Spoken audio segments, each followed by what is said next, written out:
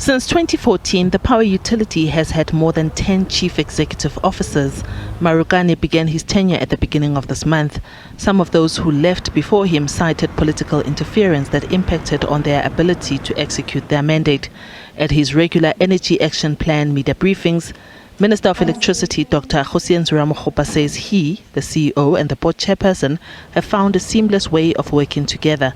He gave the assurance that there will not be any meddling on his part.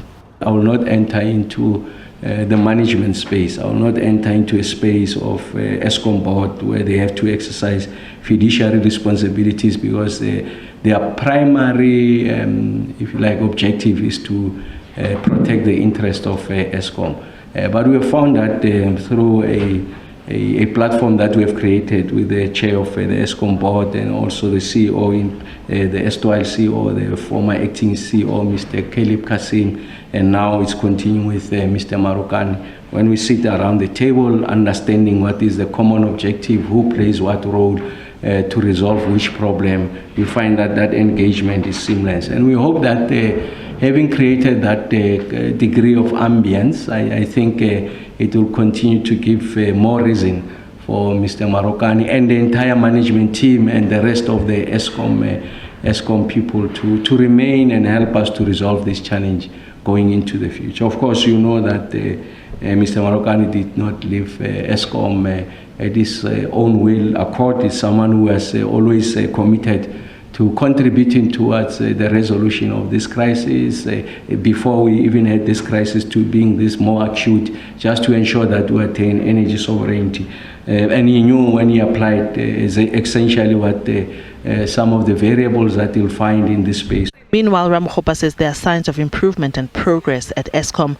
He says this is illustrated in the unplanned capacity loss factor, a combination of the reliability of the units and partial load losses. Asked why load shedding continues if improvement is evident, Ramokgopa says the improvement in the unplanned capacity loss factor is being used as a way to ramp up plant maintenance. When we're in baseline of May, that plant maintenance, the amount of megawatts we have taken out of our own planning, our own volition, was 3,100.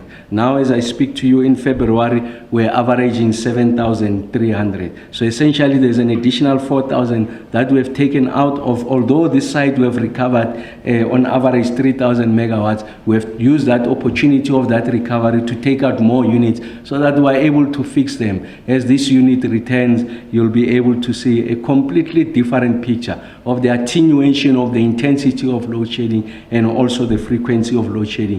As I make the point all the time, this is one ministry, and the performance of Eskom is easy for everyone to measure. You simply do an analysis, the amount of hours my lights are on or off compared to the same period the previous year. And you will see without any shadow of doubt that there's been a significant improvement. Load shedding is suspended between 5 a.m. until 4 p.m. Thereafter, stage 2 load shedding kicks in until further notice.